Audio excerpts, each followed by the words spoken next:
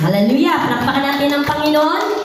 At bago po tayo magpatuloy sa ating gabi ng pananalangin, tayo muna ay makakarinig ng isang salita ng Panginoon na kung saan ito po ay napakahalaga sa ating buhay spiritual. Na ito po ang ating kalakasan at ito yung pagkain natin para tayo po ay lalong lumalim ang relasyon natin sa Panginoon at lalong lumawak ang ating kaisipan. Kaya makiisa po tayo sa pagkinig ng salita ng Panginoon. Masarap lang po makinig ng salita ng Panginoon dahil iba-iba pong kapahayagan na nagmumula sa Panginoon. Amen. At binibigay ko na po ang pagkakataon kay Sister Nini.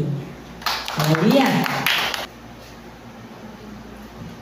Mapagpalang gabi po sa ating lahat. Dito po pala sa aking na bulay-bulay sa aking na pag-aralan ay yung po ito, matyaga po tayo sa panalangin.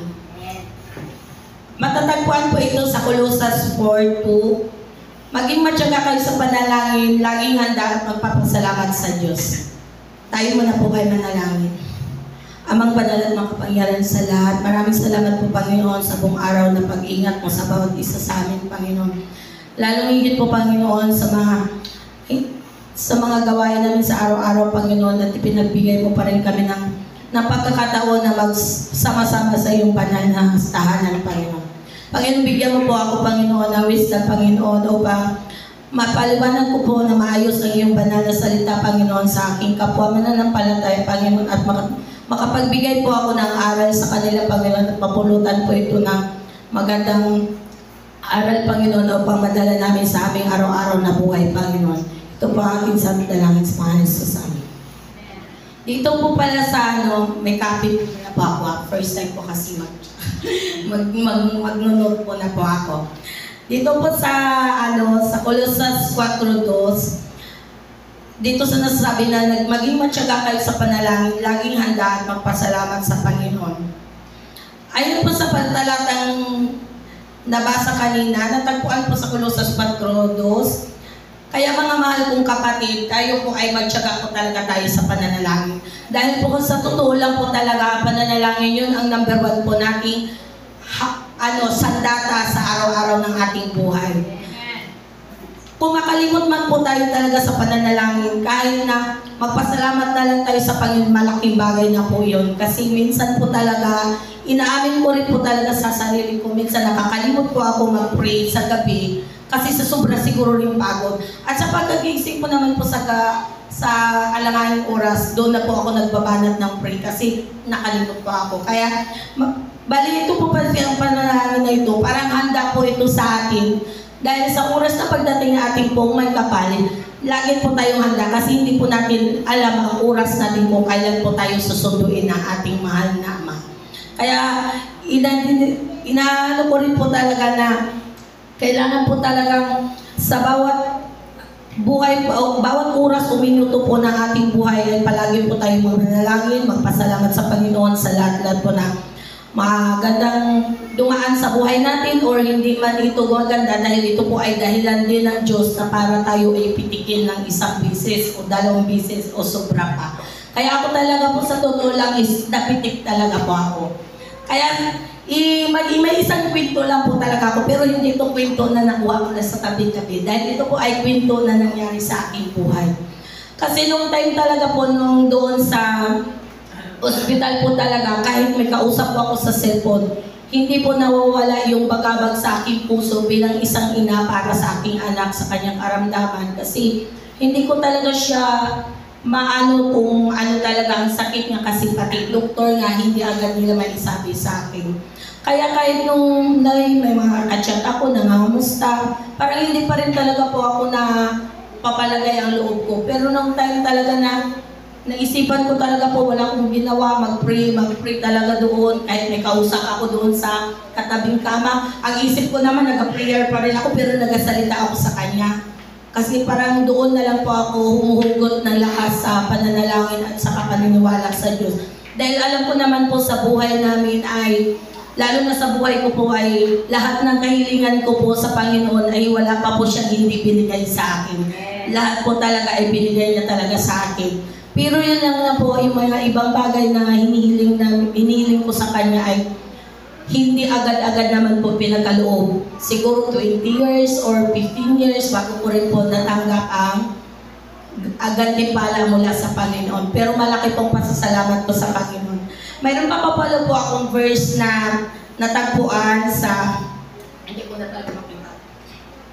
Sa ano po, saan na pa yun? Hindi ko na makita. Hindi ko masunod. Itetas kabila. Ay, dito po sa ano, ayon po sa talata na Episos sa ICC also, madalangin kayo sa lahat ng pagkakataon, humiling at sumamo sa patnubay ng Espiritu. Lagi kayong maging handa at patuloy na ipanalangin ang lahat ng hinirang ng Diyos. Ito po napakagandang salita po at kung intindihin lang po natin ang nakalagay po sa banal na kasulatan. Dito po sa talatang ito kasi napakagandang pakinggan po talaga. Unawain, ibig sabihin po, palagi po tayong manalangin sa lahat ng pagkakataon, humiling o taos-puso po tayong lumapit at sumamo po sa Kanya. Sa Panginoon at patnubayan po tayo ng banal na Espiritu. Dahil po sa pamamagitan ng panalangin, ay isa rin po itong lagi tayong handa sa anumang oras na darating ng Panginoon.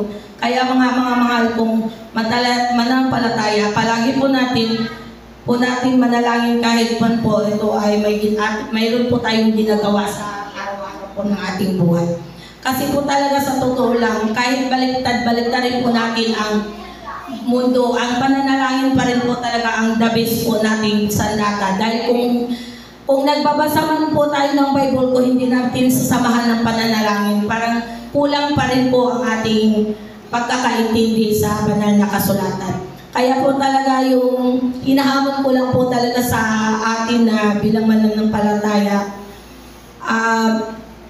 lalo-lalo na po sa akin talaga ay gusto ko talaga po siya na halos oras-oras maalala ko ang Panginoon, magpasalamat man lang sa bawat saglit ng aking buhay na pinapalakas niya pa rin ako. Kaya sa ano po natin sa ating buhay po natin para maano rin po natin sa ating mga kapwa or kaibigan na mabigyan po rin natin sila minsan ng advice na hindi lahat ng buhay natin ay masaya. Akala mo okay na po yun. Pero sa totoo lang, dapat mahirap man o masaya ang natatamo natin, ipapasalamat pa rin po natin sa Panginoon.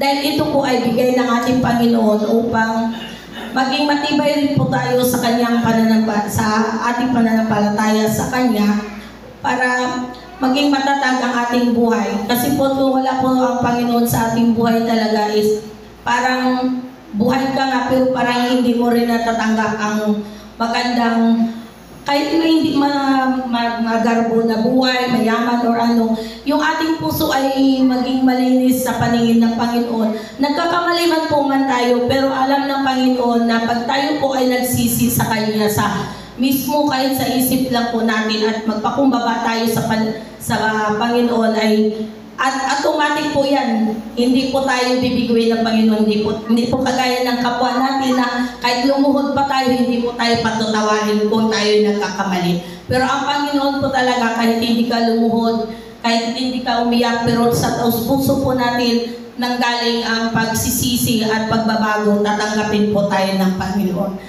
At sana po yun lang po ang maibahagi ko po sa inyo, maikliman po man ito, sana po ay may makukunan din po kayo na aral at lalo-lalo higit sa mga ma-share po natin sa ating kapwa na pahalagaan po natin ang pananalangin, hindi lang po sa gabi, umaga or ano, kung pwede po oras-oras kahit magpasalamat na lang sa Panginoon. Yun lang po, maraming salamat. Tayo na po mag-pray. Amang banal, makapangyarihan, maraming salamat Panginoon at binigyan mo po ako Panginoon ng talinong Panginoon. Alam ko Panginoon, ito ay maiksi lamang ang aking binahagi sa aking kapwa manampalataya Panginoon. Ito po Panginoon ay sana magpulutan nila po ng aral Panginoon at upang magamit din po namin sa araw-araw ng aming buhay Panginoon. Nagpapasalamat ako, Panginoon, dahil binigyan po ako ng isang pagkataon na tumayo po sa iyong banal na pulpito, Panginoon, at naipahayag ko po, Panginoon, ang iyong banal na salita, Panginoon. Nagpapasalamat din ako, Panginoon, dahil kahit sa ganitong pagkakataon, Panginoon, ay pinangarap ko rin po, Panginoon. Alam niyo po, Panginoon, pinangarap ko po na tumayo sa iyong pulpito upang maipahayag ang iyong banal na salita, Panginoon. Marami pong salamat, Panginoon. Ito po ay pangalan ni Jesus. Amen.